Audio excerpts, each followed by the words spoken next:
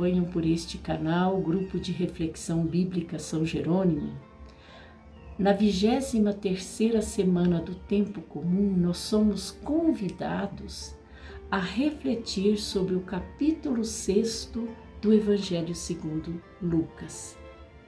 E a leitura proposta para o dia de hoje nos apresenta o chamado dos 12 apóstolos.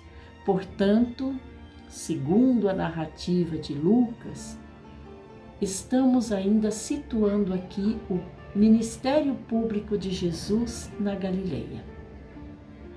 O relato da escolha dos 12 marca o início de uma nova fase na missão de Jesus.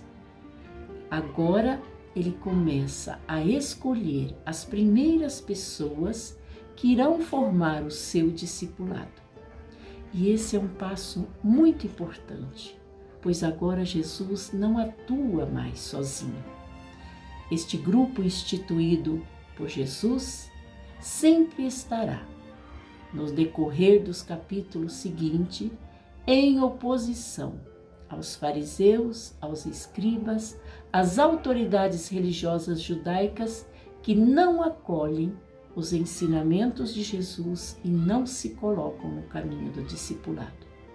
Portanto, a eleição dos 12 prefigura não apenas sua missão futura no terceiro evangelho, quando ele se coloca no caminho para Jerusalém, que se inicia nos capítulos seguintes, sobretudo no final do capítulo 9. Esta eleição também tem um papel fundamental para mostrar como será a missão da Igreja no livro dos Atos dos Apóstolos, no qual esse grupo dos 12 terá uma missão fundamental, que é anunciar o ressuscitado até os confins do mundo. Há um paralelo desse episódio do chamado no Evangelho de Mateus e Marcos, mas o evangelista Lucas introduz elementos muito próprios da tradição de sua comunidade. E o primeiro deles é a montanha como lugar privilegiado de oração de Jesus. Deste modo, Jesus é apresentado como o novo Moisés, que na montanha se encontra com o Pai. Outro elemento também muito característico do texto da escolha dos 12, segundo a narrativa lucana, é o título 12. Isto significa que este grupo, na sua obra, seja no terceiro evangelho, seja no Atos dos Apóstolos, eles terão uma missão distinta dos 70 e dos demais discípulos. Sua missão consiste em estar próxima e dar continuidade à missão de Jesus. Quanto à ordem dos nomes apresentado por Lucas, se apresenta bem diferente da lista de Mateus e de Marcos no que se referem à ordem dos nomes.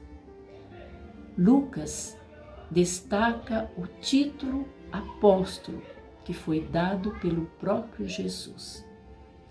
Então, a missão dos 12 no futuro será, em primeiro lugar, serem testemunhas da ressurreição, para depois anunciar essa grande notícia aos irmãos e irmãs. Um outro aspecto que chama a atenção do leitor neste texto é o fato que Jesus passa a noite em oração, como se a sua escolha fosse colocada em oração diante do Pai.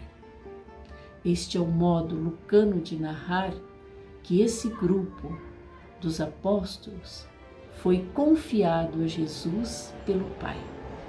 Portanto, foram escolhidos sob a luz do Espírito Santo.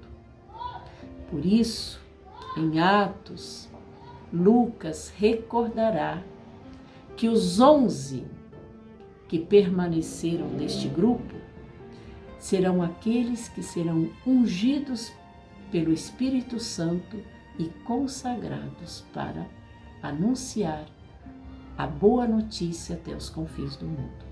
Então, o título de apóstolo, atribuído aos 12 pelo próprio Jesus, tem o significado que corresponde a enviados. Eles são constituídos por Jesus para atuar em seu nome depois da ressurreição. Eles serão aqueles que receberão a missão de continuar o anúncio da boa nova após serem ungidos pelo Espírito Santo. Então, a escolha dos 12 significa o início de uma missão que não terá fim, pois na história ela vai se concretizar pelo testemunho e o anúncio dos 12 que irão continuamente chamar outras pessoas e tantos outros discípulos para tomarem o caminho do discipulado.